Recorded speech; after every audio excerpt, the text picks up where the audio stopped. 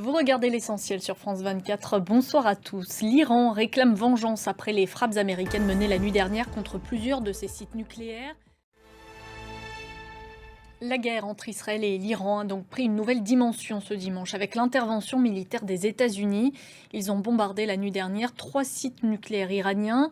Nom de l'opération Midnight Hammer, le marteau de minuit. Les détails avec Diane Schlinger. Et le président iranien Massoud Pezeshkian a annoncé que ces attaques ne resteraient pas impunies. Il promet une riposte. Les détails avec Maya Anaïs Yatagen. Et quelle pourrait être en effet la riposte iranienne? Nous avons posé un peu plus tôt la question à l'ambassadeur d'Iran à Paris. Il rejette en bloc la possibilité de recourir à des armes de destruction massive. Écoutez-le. Et tous les regards sont également tournés vers le détroit d'Ormuz, l'un des axes majeurs pour le commerce mondial du pétrole. L'Iran pourrait répliquer en décidant de le fermer. Que disent pour l'instant les autorités iraniennes sur le sujet? Écoutez la réponse de notre correspondant à Téhéran, Siavosh Ghazi.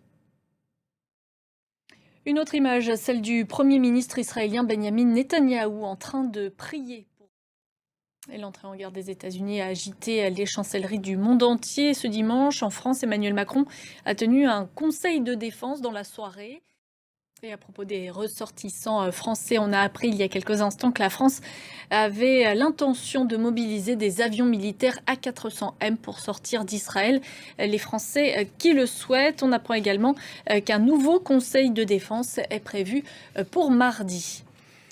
Dans le reste de l'actualité, un attentat suicide est survenu ce dimanche à Damas en Syrie. Une église de la capitale a été visée. Au moins 22 personnes ont été tuées et 52 autres blessées. Et c'est la fin de ce journal. Merci de votre attention. L'information continue sur France 24.